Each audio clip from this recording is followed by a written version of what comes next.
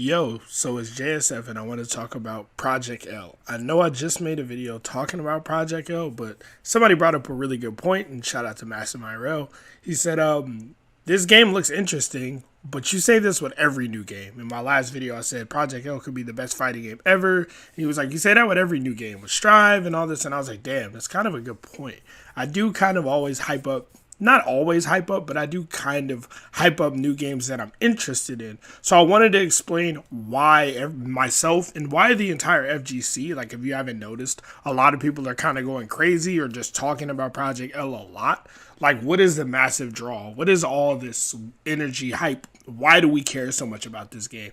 And to talk about it, I'm going to have to talk about some of the circumstances around the game, and I'm going to talk about the gameplay. So I'm going to do a bit of a gameplay breakdown. I'm not going to say that it's a super in-depth because we don't even know the buttons, the mechanics, etc. We just know what we see. And we know what type of game this is. If you don't know, this is a versus game. It'll make sense later. But first, Project L came about by Riot Games, but they purchased another studio. I forget the name of the studio, but the Cannon Brothers was working for it. They made a little game called Rising Thunder. It was a small fighting game. I think it had like 6 characters. It had simple inputs. It was a cool game, but they got purchased in 2016 to make a fighting game for Riot. People have known this for a very long time, but before 2019, we had absolutely no footage, no nothing. And a couple of days ago, we got kind of gameplay of a more finalized look of the game. Like, basically, they called it a vertical slice, kind of a proof of concept of, hey, this is what the game is going to look like, and this is what the game is going to play like to a degree. Right? So we now know, okay, the game will be 2v2. It will be assist based. It will have, some of these characters. So we have a little bit more of an understanding for it, right? And there are people who have been hyped up for this game since 2016, right? Or 2019 at the very least. It's 2021 now, almost 2022. So there's been years of build up to get to this point. And then what we finally got to see did not disappoint. But I do want to talk about gameplay.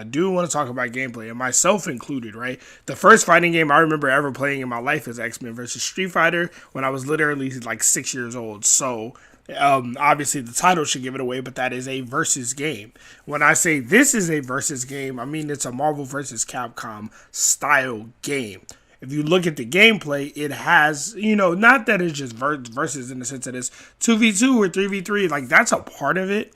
But if you look at the gameplay and look at the mechanics of the game, it gives it away. Like, you can tell straight up that this game is a love letter to competitive fighting games, and specifically Marvel vs. Series. You have double jumps, you have wave dashing, you have crazy mix-ups and cross-ups, you have command jumps, you have ground bounces, you have wall bounces. They even have the Power Rangers style and Marvel vs. Capcom Infinite style tag switching to where you tag out in your tag, or not tag out, but you do an assist and your assist character stays in as a point character. That's kind of a new thing in the past, let's say 5 years, that's been a thing, right? But it's been a thing in versus games. Power Rangers Battle for the Grid is another game that's extremely heavily inspired by Marvel vs. Capcom, right? And the thing about like Marvel vs. Capcom, I'm gonna have to talk about that franchise and just the versus series in general, right? I'm gonna have to talk about it because that's what this game draws a decent amount of inspiration from. We've wanted a really, really, really good or just a really faithful, successful Marvel vs. Capcom game for a long time, right? Marvel 3 was over 10 years ago, right?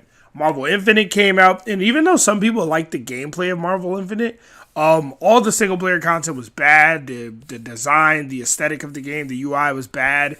The character choices were bad. The graphics were bad. So like everything was bad about Marvel Infinite except gameplay for the most part to the majority of the audience. So the game didn't succeed, and it didn't get support because it didn't succeed. So that game came and went. It was around for like 3-4 months, no longer than that, because before release there was hype for it, right? So it was around before release for like around a yearish, and then after release it was around for like 4 months, and it was back to Marvel 3, right?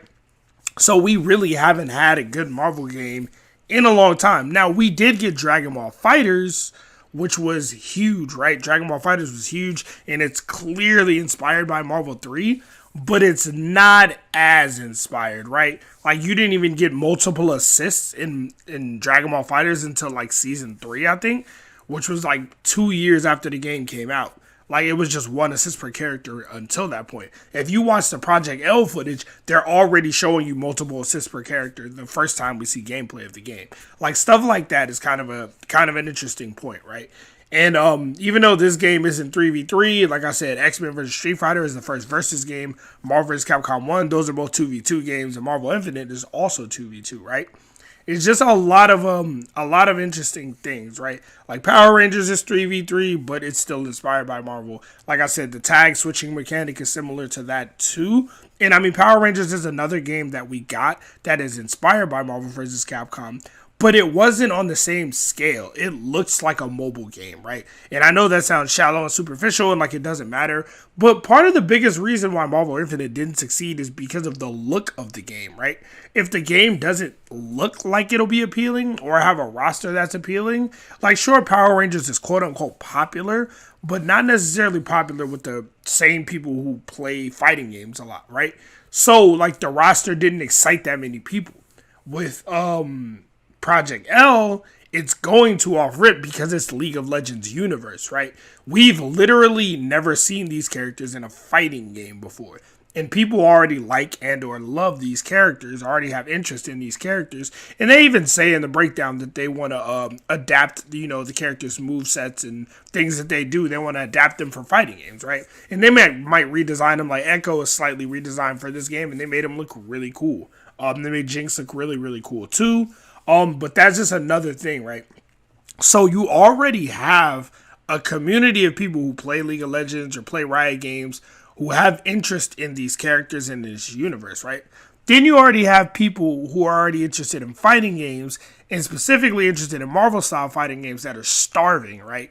And then you throw this in the mix. And then on top of that, you don't just have any developer, just some random developer, or even just a successful developer, right? Because it's not like they've shipped a competitive fighting game that's done amazing or anything like that. It's not like they got NetherRealm or Capcom to do this. It's like, no, they got some guys who know the FGC, who are a massive part of the FGC, who created GGPO, who created EVO or co-founded EVO, however you want to say it.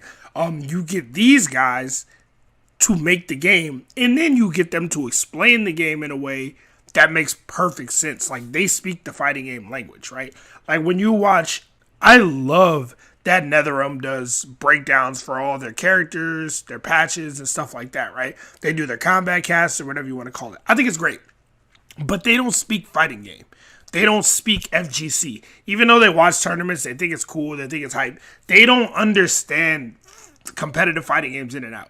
Watching Tom and Tony Cannon talk about Project L, they completely understand what other fighting games are screwing up, and they're telling us, yo, we get it, we know, here's how we're going to handle that. Here's what we're going to do. Here's our game plan, right?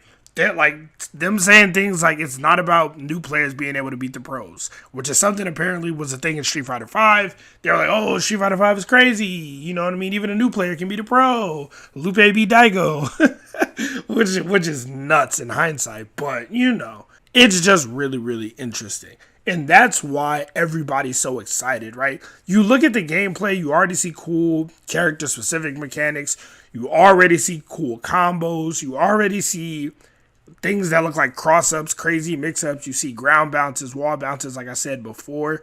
One of the really cool things to me is how they take something basic and make it complex or give it complexity, like a fireball, right?